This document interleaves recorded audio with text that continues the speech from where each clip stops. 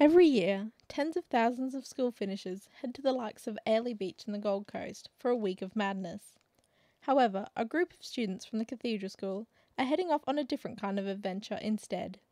I think schoolies is good for some people, but honestly, it'd be good for a day or two. But I personally couldn't party for a week straight.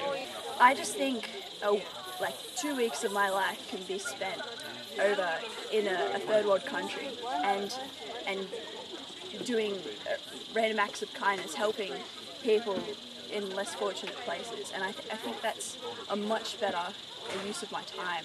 Choosing to avoid the madness, the students are travelling to Cambodia for 2 weeks to help in an orphanage. I've always liked travelling a lot, and it also seemed like a good opportunity to go and help people who are less fortunate, because we're spending the majority of the time helping out at the Lighthouse Orphanage there.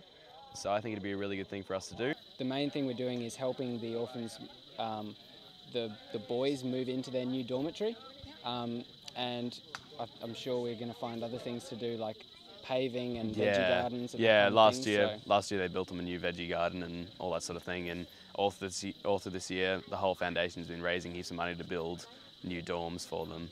Originally, Mr. Dawes said they were living in something as good as like a common chicken coop, so the fact that we're being able to build them new dorms and help them move into a new area, a much more sanitary area and a much nicer area for them to live, so yeah.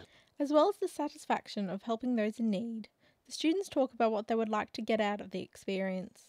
Having the experience of going to a country that's so different from Australia, and just to make us realise how privileged we are. Yeah.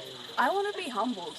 I want to be put in a perspective where I can say, hey, I'm pretty lucky, and there are a lot of people out there worse off than me. And sometimes when my hair straight is broken, it's not the end of the world. It really isn't.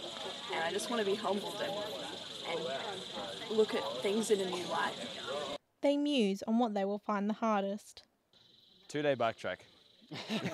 The bike ride. Yeah. I think the hardest part could be accepting the poverty. I think it'll be difficult at times. To prepare, the students ate like a Cambodian for a week. Well, basically the idea was that we refrained from eating junk food. So it was, eating rice and curries and rice and noodles, curry pretty much. Veggies, it's good. Having reached their donations limit, the students are ready and raring to set off on their trip of a lifetime.